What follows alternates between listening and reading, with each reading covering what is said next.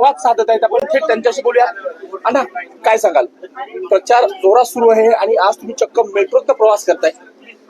आज 2 लाख पुणेकर मेट्रोतनं प्रवास करतात रोज आणि आज सर्वांना भेटायचं होतं. आपल्याही काही पत्रकार मित्रांनी विनंती केली की आपण सोबत मेट्रोत प्रवास करू, संवाद साधू निवडणुकीच्या निमित्तानं, म्हणून प्रवास. परंतु ही मेट्रो कुणी आणली याच्यावरनं एक प्रकारचं वाद सुरू झाला असं म्हणता येईल. तुम्ही म्हणता मेट्रो मोदींच्या काळात आली, मात्र काल जेव्हा मी अजित पवारांशी बोलत होतो तेव्हा त्यांनी सांगितलं की ही मेट्रो जी काय आहे ती मनमोहन सिंग यांच्या काळात तिला मंजुरी मिळाली. त्यामुळे मेट्रो पुणे शहरात दिल्याचं श्रेय नेमकं कोणाचं आहे? मला वाटतं आम्हाला वेगळं श्रेय घ्यायची काही आवश्यकताच वाटत नाहीये.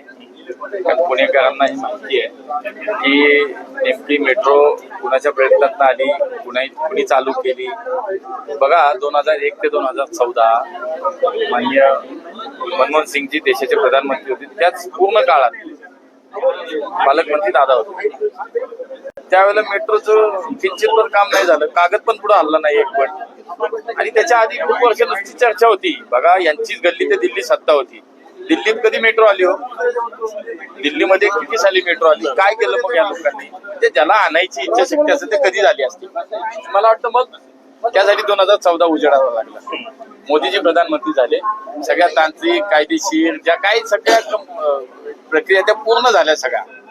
आणि मेट्रोचं भूमिपूजन पुण्यात मोदीजींच्या हस्ते झालं आणि मोदीजींच्या हस्ते उद्घाटन झालं. आज आपण ज्या मेट्रोवर बसलोय, 32 किलोमीटर मेट्रो चालू आहे आज पुण्यात. ओके, 2 लाख आमचे पुणेकर प्रवास करतात मेट्रोमध्ये. आता हे मोदीजींच्या काळात झालं, मोदीजींच्या प्रयत्न आलं, देवेंद्रजी राज्याचे मुख्यमंत्री.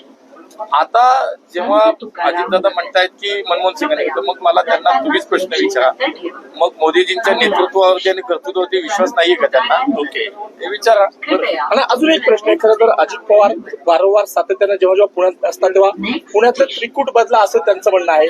अर्थात त्यांचा रोख तुमच्यावर आहे. म्हणजे भाजपच्या 5 वर्षाच्या काळात पुणे शहर बकाल झालं, वाहतुकीचा प्रश्न सुटला नाही, सांडपाण्याचे अशा अनेक अडचणी त्यांनी काय मीडियासमोर अनेक अडचणींचा पाढा त्यांनी वाचला. तुमचं काय म्हणणं आहे की आज खरंच या अडचणी सुटल्या नाहीये? माझ्यावरती त्यांचं विशेष प्रेम आहे, त्यामुळे कदाचित ते बोलत असतील. पण मला हेच सांगायचं की 5च वर्ष आम्ही काम केली. आम्ही 5च वर्ष सत्तेत होतो. तिथून मागे कोणाची सत्ता होती? आज जे काही 2-3 प्रश्न जेव्हा वाटतात की वाहतुकीचा प्रश्न हा काही 1-2-4 वर्षात होतो का? मला असं वाटतं की पुणे शहर हे तुमच्या ताब्यात होतं. ओके, राज्यात तुम्ही होतात, महापालिकेत तुम्ही होतात, देशातही तुम्हीच होतात. काय केलं पुण्याचं? पुण्याच्या भविष्याचा विचार करताना पुढच्या पुण्याचा 50 वर्षाचा पुण्याचा विचार तुम्हाला का नाही सुचला? तुम्हीच बांधलेले पूल पाडले, तुमची BRT फसली. ओके, हा पुण्याचा विकास पुणेकरांनी बघितला ना, आणि म्हणूनच कारभारी बदलला. ओके, आणि म्हणून 5 वर्ष आम्हाला संधी दिली. आमच्या काळात मेट्रो आली, आमच्या काळात नदीचे प्रकल्प आले, आमच्या काळात समान पाणी पुरवठा योजना आली, आमच्या काळात मेडिकल कॉलेज झालं, आमच्या काळात पुणे विमानतळाचं नवीन टर्मिनल बांधलं गेलं, आमच्या काळात नवीन पूल आले, नद्यांवरचे पूल झाले, उड्डाण पूल झाले, भुयारी मार्ग झाले, कितीतरी कामं सांगतो ना. मला पूर्ण करू, मी तुम्हाला सांगतो, हे 5 वर्ष पुणेकरांनी बघितलंय. त्यामुळे आता मला असं वाटतं त्यांना काहीच मुद्दा नाही. मग काहीतरी बोलायचं जेणेकरून ठीक आहे, चला झालं तर झालं, लागला डाव तर लागला. पण तसं होत नाही. पुणेकर शून्य आहेत.